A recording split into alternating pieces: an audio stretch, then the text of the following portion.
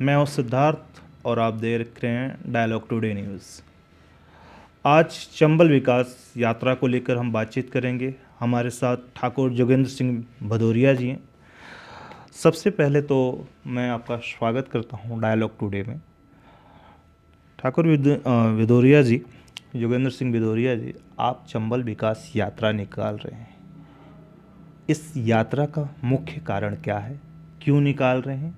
क्या मानते हैं?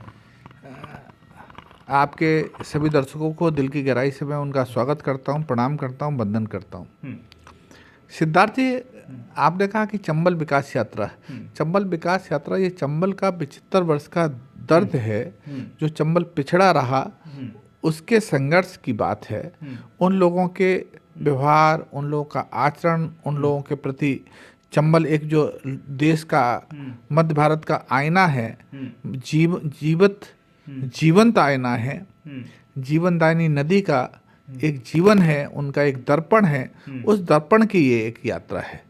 और जो वहाँ के लोग आज भी आर्थिक दृष्टि से भारत के पिछड़े लोग हैं, जिनके खून में रवानगी है, जिनके खून में वीरता है, जिनके खून में साहस है, ऐसा चंबल का पानी है, जिस पर चंबल ने बड़े बड़े योद्धा दिए, चंबल ने बड़े वीर दिए, चंबल ने जहाँ इस देश को प्रसिद्ध धावक पान सिंह तोमर जैसा व्यक्ति दिया, चंबल का जो है वो पानी का व्यक्तित्व साहस का है। चंबल ने वहाँ बड़े बड़े राजनीतिक भी दिए। भारत का प्रधानमंत्री अटल बिहारी वाजपेयी दिया, तो वहीं बड़े महलों में रहने वाले लोग भी दिए। ये अलग बात है कि महलों में रहने वाले लोगों की जो दीवारें हैं वो कांच की होती हैं, बड़ी नाजुक होती हैं। वो अपनी सुरक्षा के घेरे में रहते हैं, दूसरों की बात नहीं करते, क्योंकि महलों में रहने वाले लोग आम आदमी से डरते हैं। तो इस कारण से रहा कि चंबल का विकास नहीं हो पाया। यह चंबल का दर्द है। चंबल में वीरों की बात करें तो भारत के प्रधानमंत्री अटल बिहारी वाजपेयी जी का भी जन्म वहीं पर हुआ। वहाँ से कृषि मंत्री नरेंद्र सिंह तोमर आए, तमाम बड़े राजनीतिज्ञ निकले वहाँ से। क्या कारण मानते हैं चंबल का पिछड़ा रहने का वजह? चंबल के साथ चंबल के रहने वाले लोगों का, चंबल के साथ जीवन यापन करने वाले लोगों के साथ एक कुत्सित भावनापूर्वक दुर्व्यवहार रहा। लोगों ने, वहाँ रहने वाले लोगों ने अपना नाम कमाया। जो वहाँ से बड़े बड़े राजनीतिक निकले, उन लोगों ने वहाँ चंबल का दोहन तो किया। चंबल वो दुधारू गाय रही जो दूध देने में जिसने कमी नहीं की। उसने दूध अमृत दिया, लेकिन अमृत का पान कुछ चुनिंदा लोगों ने किया। वह पान जो है वो जनता तक नहीं पहुंच पाया, इसलिए चंबल का ये दर्द है। मेरी बात आप समझ रहे होंगे। वहाँ कुछ लोग ऐसे रहे जिन अपनी महल बनाए, कोठियाँ बनाए, एक कुछ छोटे से गांव से निकल करके और ऐसी ऐसी जगह पहुंच गए कि जहां ऊपर देखना आज आकाश की ऊंचाई के बराबर रहा। लेकिन उन्होंने वहाँ के लोगों को क्या दिया, यह एक सवाल है। उसी सवाल के कारण यह चंबल विकास यात्रा है। चंबल विकास यात्रा कितने किलोमीटर की है, और दूसरी बात, कहाँ से आरंभ कर रहे हैं और कहाँ इसकी समाप्ति करेंगे? यह चंबल विकास यात्रा 1500 किलोमीटर की दूरी की है और यह जाना पाव से शुरू होगी, जो भगवान परशुराम की जन्मस्थली है, और पचददा तक जाएगी। पचददा में वहाँ 3 जिले हैं, वहाँ 5 नदियों का संगम है। इधर बगल से औरैया आता है, इधर इटावा आता है, उधर जालौन आता है। वहाँ घेरा है पूरा, बहुत बढ़िया दृश्य है, देखने लायक दृश्य है। वहाँ उस स्थान पर गोस्वामी तुलसीदास ने स्वयं उपस्थित होकर के वहाँ पाठ किया। पंचम ऋषि वहाँ रहे। पांडवों ने वहाँ अपना जीवन काल काटा। पांडवों ने चूँकि यहाँ से आपके निकले और दिल्ली से राजधानी थी हस्तिनापुर, और यहाँ से निकल करके जमुना का सहारा लेकर के, क्योंकि जमुना मैदानी नदी है, और चंबल एक बेहड़ की नदी है, क्योंकि चंबल जो है वो अपने स्रोतों से बहती है, अपने बाहुबल से बहती है, अपना खुद का पानी है चंबल का, उससे चंबल प्रकाशित हुई। तो वहाँ पांडवों ने भी अपना जीवन यापन किया, वनवास काटा, वहाँ पर जो है ये समापन होगा चंबल का। आखिरी सवाल हम लेंगे। देश के किसानों का दर्द है, विपक्ष किसानों का दर्द का भी आवाज़ उठा रहा है। यूएस ट्रेड डील पर आपकी क्या राय रहेगी?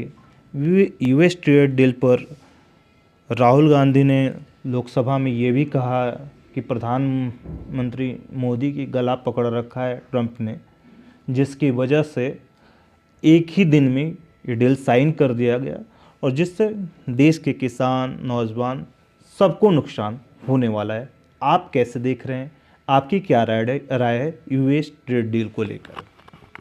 देखिए, आपका प्रश्न बहुत बढ़िया है और इसको थोड़ा सा लंबे जाना पड़ेगा, चूँकि किसानों से संबंधित आपने प्रश्न किया और चंबल में ही से निकले पिछले 5 वर्ष उन्होंने राज्य किया। कृषि मंत्री नरेंद्र सिंह तोमर भी चंबल से थे, इसलिए आपका प्रश्न और महत्वपूर्ण हो जाता है।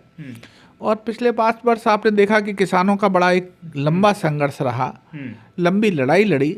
अब उनको सफलता मिली नहीं मिली यह एक दूर का विषय है, लेकिन किसानों का संघर्ष बहुत लंबा रहा। मेरी समझ में, मेरी जानकारी में आज तक किसी आंदोलन में सर्वाधिक मौत करने वाला जिसमें मौत हुई जिस आंदोलन में, वह किसान आंदोलन ही है। यह सरकार, मुझे कहने में 1% भी संकोच नहीं होगा कि किसानों के हित का ध्यान इस सरकार ने कहीं ना कहीं नहीं रखा, क्योंकि आज भारत के स्वतंत्रता, जब से भारत ने स्वाधीनता पकड़ी है तब से सबसे बड़ा किसान आंदोलन अगर कहीं रहा तो इन सरकार के रहा। कहीं ना कहीं इस सरकार की व्यापारिक नीति फेल रही, कृषि नीति काम नहीं करा। देखिए, इसके 3 उदाहरण जो मैंने देखे हैं। जब अभी फसल आएगी तब भारत जो है वहाँ से निर्यात करेगी, तब तमाम चीज़ें जो है वो आयात कर लेती है। सोयाबीन आयात करेगी, सोयाबीन का सब्स्टिट्यूट पाम तेल आयात करेगी जो भारत के किसी काम में नहीं है, साबुन और उनमें बनाने में आता है, उसका मिलावटी स्रोत करेगी। चना आयात करेगी, डॉलर चना यहाँ आयात करेगी। तो कहीं ना कहीं किसानों के साथ जो है वह एक अच्छा व्यवहार लोगों के अनुरूप देखने को नहीं मिल पा रहा इस सरकार से। दूसरा प्रश्न, एक बड़ा प्रश्न रखा कि राहुल गांधी कह रहे हैं, राहुल गांधी को अपनी आवाज़ जनता के बीच में ले जानी करनी पड़ेगी।